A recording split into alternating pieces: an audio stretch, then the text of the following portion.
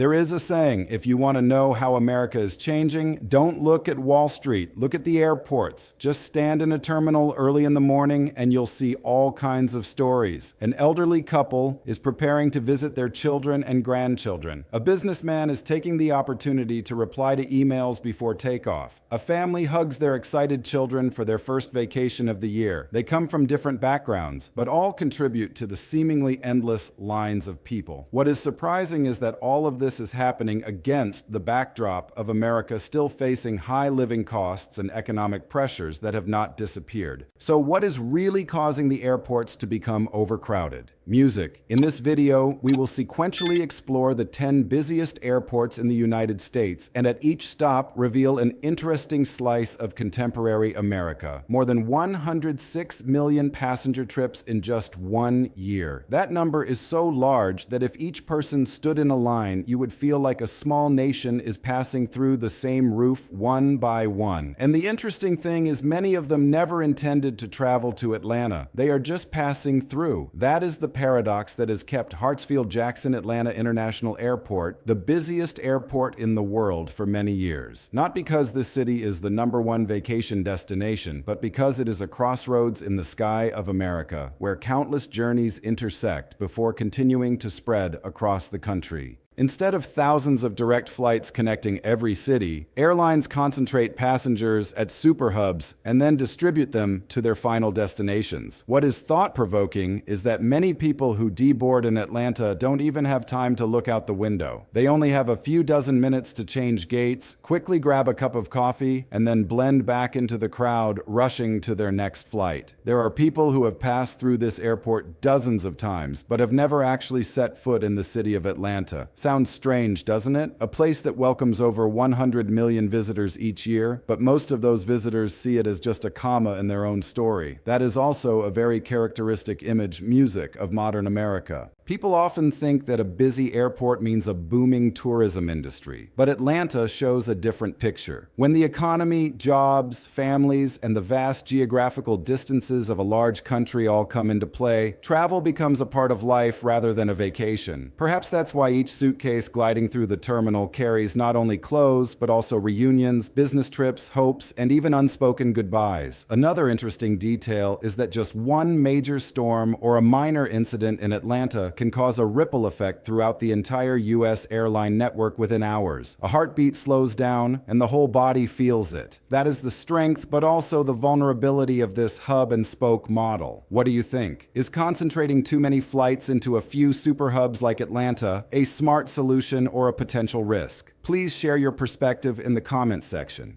And if you enjoy perspectives about America that few people mention, don't forget to hit like and subscribe so you won't miss the next episodes, because the next airport will take us to a place so vast that many first-time visitors might think they've just landed in a new city in the heart of Texas. Imagine this: if there were a place where you just landed, had to take an internal train to change terminals, grab a quick lunch, walk another kilometer to the next gate, and then look at your watch and realize, music, you still haven't really left the airport premises. Sounds more like a city than an airport, right? But that's exactly the feeling that many first-time passengers experience when they arrive at Dallas/Fort Worth, or DFW, one of the largest aviation hubs in the United States, with over 85 million passengers each year. DFW is not just a place where planes take off and land, but rather like a highway interchange in the sky, where millions of journeys intersect before spreading across the continent. The interesting thing is that DFW is busy, not music, because everyone dreams of vacationing in Dallas. The secret lies in geography. Look at the map of the United States, and you will understand immediately. This country is so vast that flying from New York to Los Angeles takes almost as long as flying from many European countries to the Middle Music East. In a country that stretches thousands of kilometers, super hubs like DFW are no longer an option, but almost a necessity. Instead of opening tens of thousands of direct flights between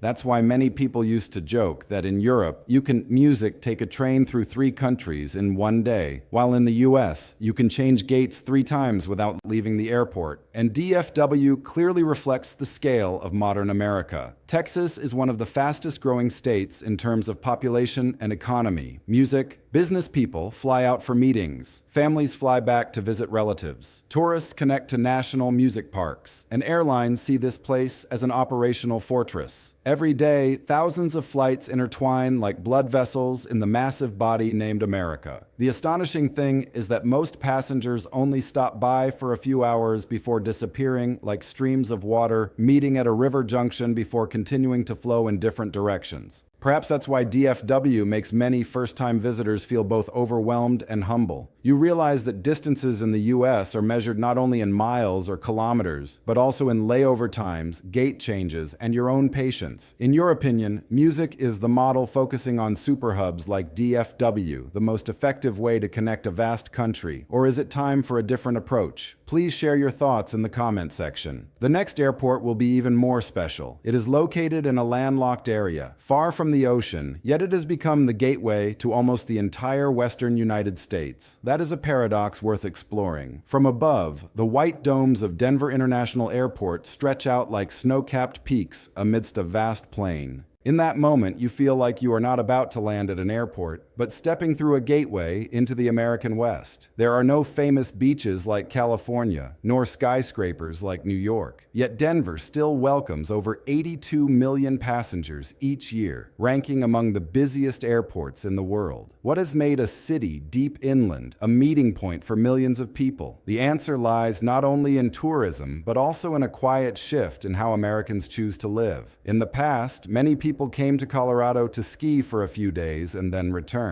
But today, many people bring along their laptops, mountain bikes, and a completely new life plan. After the pandemic, the concept of working from anywhere has opened up a different lifestyle. People no longer just ask, "Where will I go on vacation?" but are starting to ask, "Where do I want to live for the next few months?"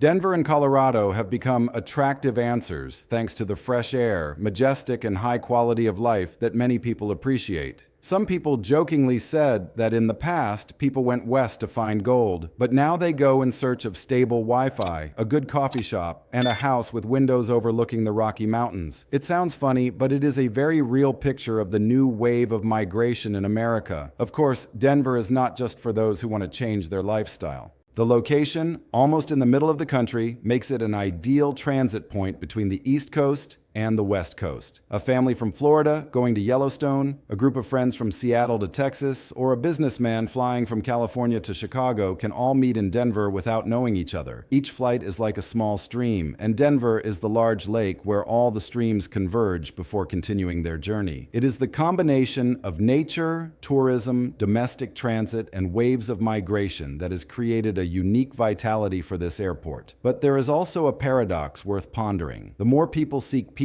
in Colorado, the more crowded the places once famous for their open spaces become. The mountain roads are more congested, the resort towns are busier, and even the airports have to continuously expand to keep up with the demand. Are we seeking tranquility by flocking together to one place? If you've ever visited Denver, what you remember most is the natural scenery or the feeling of a different pace of life. Please share in the comments. And if you are enjoying this exploration journey, don't forget to hit like and subscribe, because the next stop will take us to an airport that many Americans see as a test of patience before every flight. That place proves that sometimes the American dream also begins with an unbelievably long security line. There is a saying that many travelers in America pass around: no one goes to O'Hare to relax. People go there to test their own limits of patience. It sounds like a joke, but behind that laughter lies a thought-provoking truth. Chicago O'Hare is one of the busiest airports in the world, and for many consecutive years, it has been among the top in terms of takeoffs and landings on the planet. That also means a very American paradox. The more important you are, the more likely you are to become a bottleneck. The larger the machine, the more noticeable the tremor when just one gear slows down and the entire system feels the impact. Chicago is located near the center of the United States, like a knot tying the East and West Coast together. Thousands of flights each day intertwine like threads in a massive tapestry. Just a summer thunderstorm, a winter snowstorm, or a few minutes of slower coordination can cause a chain reaction that spreads across dozens of states. Some people fly from Boston to Seattle, but have to wait in Chicago. Some people from Florida to Minnesota also pass through here. O'Hare is like intersection in the entire country, where millions of strangers inadvertently meet simply because they share a journey. That's the price of a system optimized to connect almost every place. Interestingly, many people think the airport is busy simply because there are many tourists. But O'Hare shows a much more complex picture. This is not just a place serving leisure travelers, but also shouldering work, commerce, conferences, transportation, and countless connecting flights. The more options available for passengers, the more complex the network becomes. Like a highway with more lanes that helps traffic flow faster, until all the lanes are full at the same time. That's why O'Hare both impresses people with its scale and makes many passengers sigh when they see the gate change or delay announcements. Another noteworthy point is that while passenger traffic continues to increase, many major airports in the US, including O'Hare, still have to operate and upgrade their infrastructure simultaneously. Imagine repairing a bridge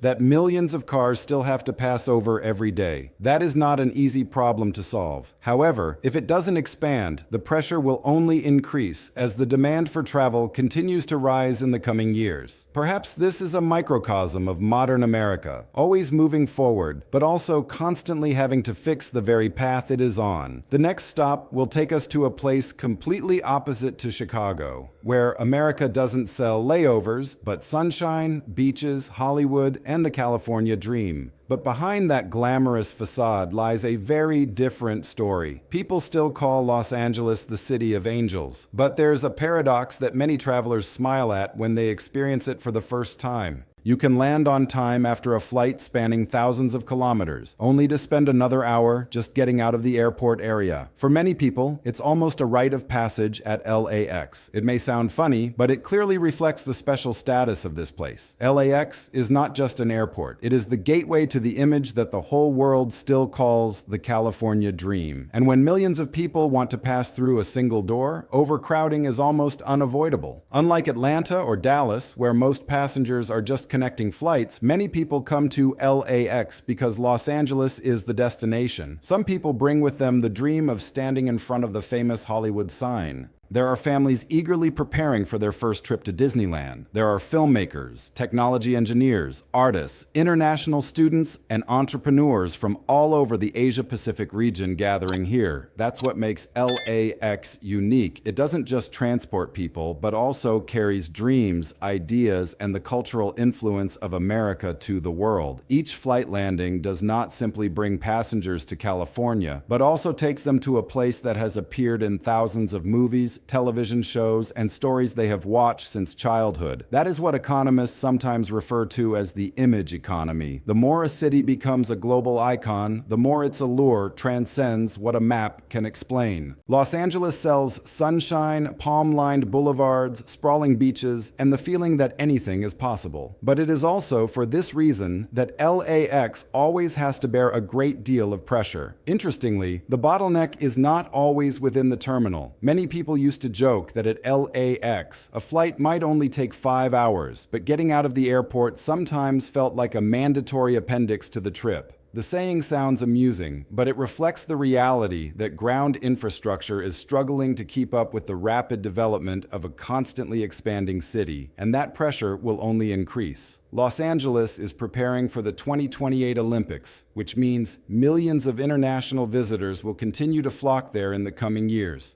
This is not just a problem for an airport, but a problem for an entire city that carries the image of America before the world. The next stop will take us to a completely different place. If LAX sells the Hollywood dream, then the next airport sells something even more powerful: childhood memories and family vacations, which have become a multi-billion-dollar industry each year. Orlando International Airport is always among the busiest airports in the United States. Interestingly, many people come to Orlando not to relax. They come to create memories that the whole family will still talk about many years later. And in the modern economy, memories can sometimes be more valuable than the souvenirs brought back. Unlike Los Angeles, which sells the Hollywood dream, or Chicago, which connects an entire network of airlines, Orlando is almost built around a very simple idea: experience. Every year, tens of millions of tourists flock to this area to visit the famous amusement parks, resorts, and entertainment spots for all generations. What is noteworthy is that the majority of those visitors come from within the United States. That reflects a very special trend. When the cost of living rises, many families families are still willing to cut back on other expenses to preserve a trip that their children will remember for a lifetime. People can postpone buying a new car, purchasing furniture, or renovating their homes, but they tell themselves kids only grow up once.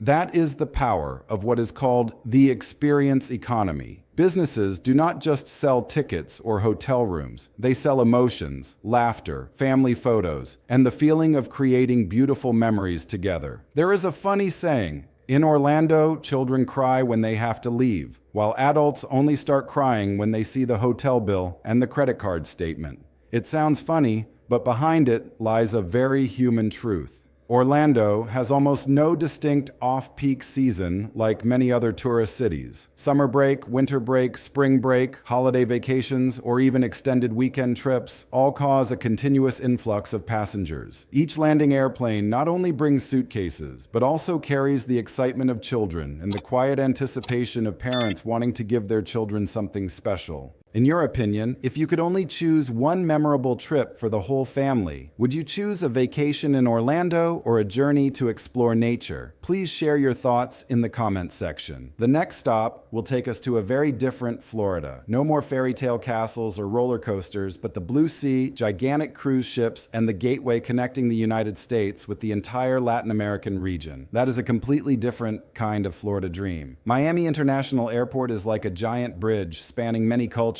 where people, languages, and life stories meet every day. Some people jokingly say that in Miami, you can hear 3 languages before finding the right gate to board your flight. It sounds a bit exaggerated, but anyone who has ever passed through here understands that the statement is not far from the truth. That is also the reason why Miami always ranks among the most important international airports in the United States. Interestingly, not everyone landing here brings beach sandals and sunglasses. Miami not only serves tourism, but also connects relationships, communities, and trade flows between North America and Latin America. It is a type of tourism boom that is much broader than just sunny postcards. The special thing about Miami is that it shows America is not only defined by English or its skyline filled with skyscrapers. This is a place where many cultures coexist and complement each other, creating a rare and vibrant rhythm of life. Each flight landing brings a piece of Havana, Bogota, San Juan, or Sao Paulo blending into the rhythm of modern America. Perhaps it is this diversity that is the greatest attraction of Miami, not just the blue sea or the warm weather year-round. In your opinion, what truly makes Miami attractive? The famous beaches, the yacht trips, or the feeling of stepping into a city where many cultures meet in the same space? Please share your thoughts in the comments section. If you find the video offers an interesting and useful perspective, don't forget to hit like, subscribe, and turn on the notification bell to join the channel in the upcoming videos, where we will continue to explore the untold stories of America and the world. This video is produced to provide information, analysis, and commentary based on reliable public data sources at the time of production. Some figures may change over time, and the opinions in the video are intended for discussion purposes only, not representing any organization or agency. Thank you for watching until the end. See you in the next videos.